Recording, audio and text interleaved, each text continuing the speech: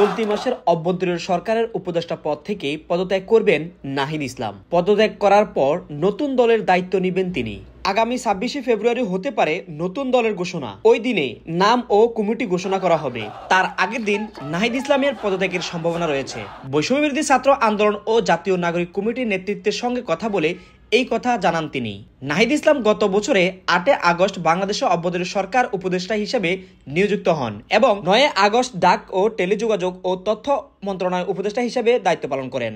পরে 16 আগস্ট থেকে তিনি তথ্য ও সম্প্রচার মন্ত্রণালয়ের উপদেষ্টা হিসেবে দায়িত্ব পালন করেন। দলের আত্মপ্রকাশ উপলক্ষে বেশ কয়েকটি কমিটি কাজ করছেন।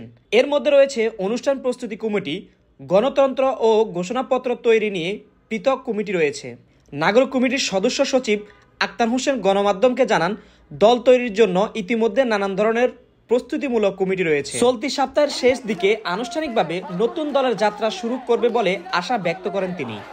আত্মপ্রকাশের সময় প্রায় চূড়ান্ত হলেও দলের নাম সাংগঠনিক কাঠামো এখনো চূড়ান্ত করা সম্ভব হয়নি। তবে সূত্র বলছে, সাংগঠনিক কাঠামো পদ সংখ্যা বাড়ানো হতে পারে। এতে যুক্ত হতে পারে জ্যেষ্ঠ যুগ্ম আহ্বায়ক এবং জ্যেষ্ঠ যুগ্ম সদস্য সচিব, আহ্বায়ক সদস্য সচিব, মুখ্য সাংগঠনিক এবং মুখপাত্র। এই 4টি পদ পাশাপাশি নতুন দল তৈরি বিষয়ে আলোচনা রয়েছে। তবে কে কোন পদে থাকবে সেটি এখনো চূড়ান্ত হয়নি। প্রবাসী ভিশন নিউজ, ঢাকা।